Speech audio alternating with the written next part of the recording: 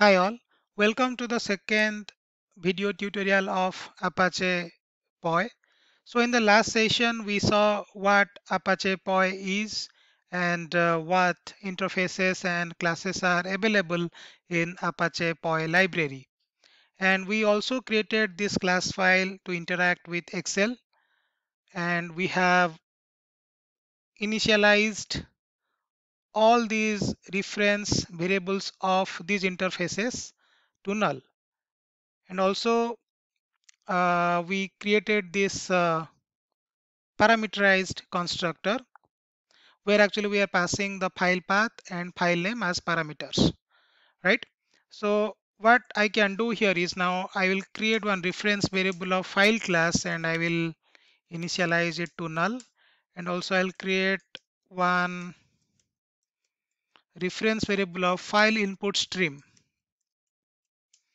and I will initialize it to null, and I have to import all these classes, okay, which comes from java.io package. File input stream.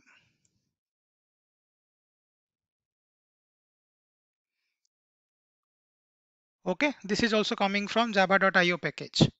So now I have to write like this: file is equal to new file. I have to create one object of file class, and here actually I have to provide the path of that particular Excel file. So I can write here file path, and I have to concatenate with file name. Okay, then again I have to create one object of file input stream class. So I'll write here stream is equal to new file stream, and here I have to provide the reference variable of file class.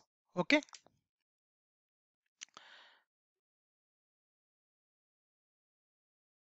file input stream. Okay, so it will throw an exception, that is file not found exception. Like if your file is not found at that particular location, then obviously it will throw file not found exception. Okay, and it has to be handled. You can handle this exception using try catch, but as of now I am just throwing it. Okay,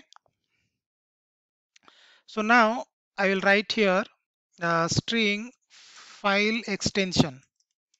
Okay, so first we have to find out so what extension your Excel file is having, right? So how to do that? So first I have to consider the file name dot substring. Okay, substring. So basically, like, substring is a method which will provide the characters, a substring of a string, and here you have to give the position. Okay, it is an integer value and you have to provide the position value so that it will return you the substring. So instead of hard coding it, what I will do is I'll just write here file name dot index of, we have something called as index of, and here you can provide the character. So I'll provide the dot, right? That means if you see, like, our name appears like dot xls or dot xlsx, right? So here instead of providing the position, I'm just giving the character value. Okay, index of that particular character, so that it will return the position wherever it finds that particular character, and here the character is dot. Okay, that's it. So now I'll give one condition: if file extension dot equals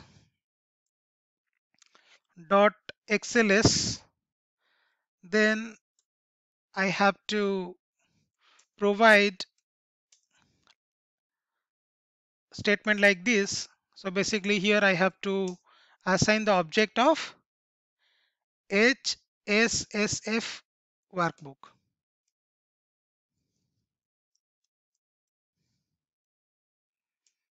okay, HSSF workbook, and I have to import this, okay, which comes from org.apache.py.hsssf.user-model, okay, and here I have to provide the reference variable of file input stream, okay. Else if file extension dot equals dot xlsx, then I will provide the object of new XSSF workbook. Here also I have to provide the reference variable of file input stream class, and this has to be again imported, okay.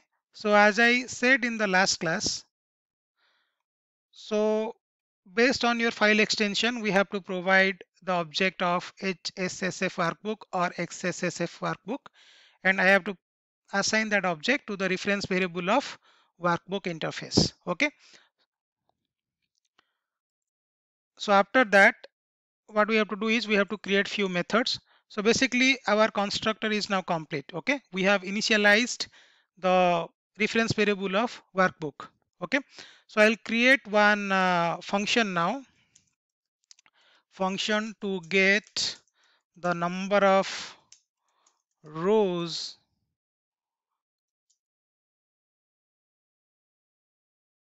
okay, function to get the number of rows from a particular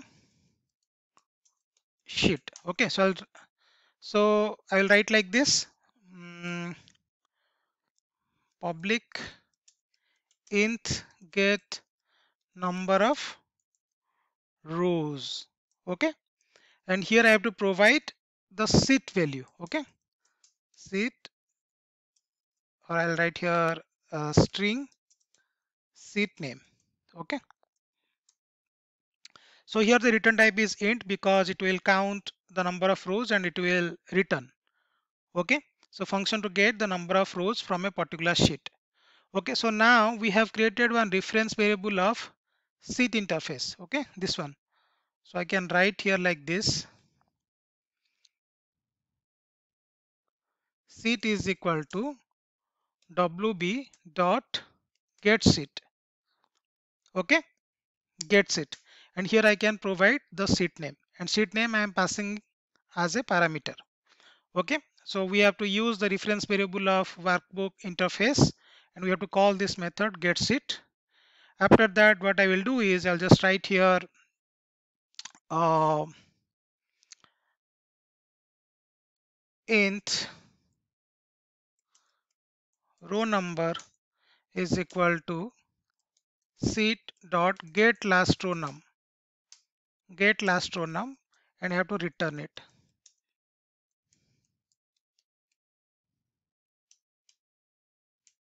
okay, row number. That's it. Let me do the indentation, okay. In a similar way, I can write function to return number of columns. So function to get number of columns, okay. So I'll write here public int get number of columns, and here also I have to provide the seat name. So I'll just write here string seat name, okay. So same thing again, I have to write seat is equal to wb dot get seat, and here I am passing the seat name as a parameter. After that, I have to write row, so I have to use the reference variable of row interface. Row is equal to seat dot get row, and here I will pass 0. So 0 means it will consider the first row. After that, I will write here int column number is equal to row dot get last cell number.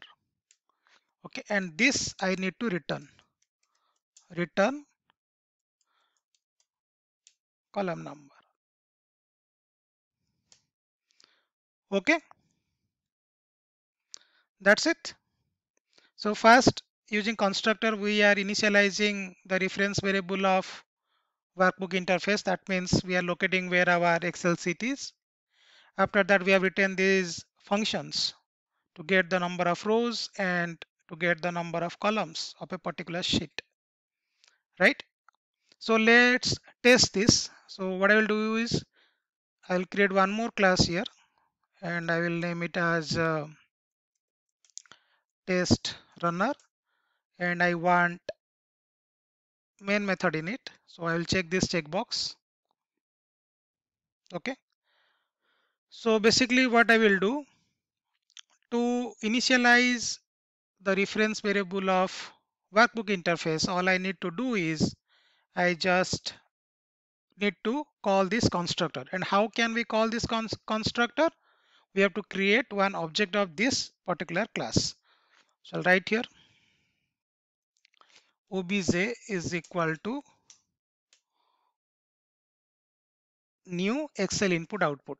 Okay, and why it is throwing error? Because here we have to pass parameter. Okay, so the first parameter will be our file path and the second parameter is our file name. So if you see, our file name is testdata.xls, right? So I'll give here testdata.xls, and if I refresh this project, we have one test data folder, and under this we have this XLS file, right? So if I write here dot and slash, okay, that means this will indicate our root project folder. Okay, that means this will refer to our root project folder, and after this we have one folder called as test data. Okay, and this will throw IO exception.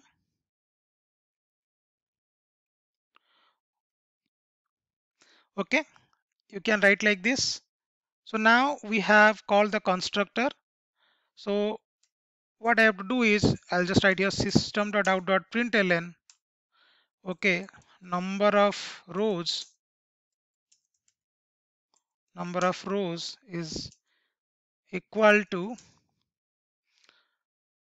so I have to use this object obj dot get number of rows, and here I have to provide the sheet name. I know the sheet name is login, right? If you see, the sheet name is login here, right?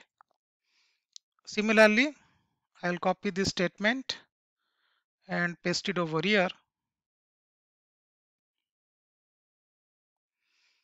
and here I will change number of columns, and here I have to write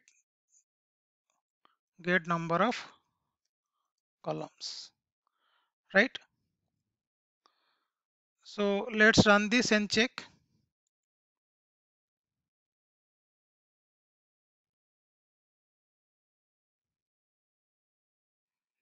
Let me just check.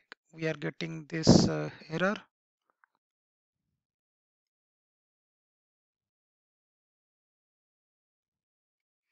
Okay, so we just need to change the format. Let me change it. So you have to select this and save it. So now if I run, so I will get the result, number of rows 4 and number of columns 2. Okay. So this is how we can fetch the number of rows and number of columns from a particular sheet. So in the next session, I will show you how we can retrieve a particular cell value from an Excel workbook. Thank you for watching this video.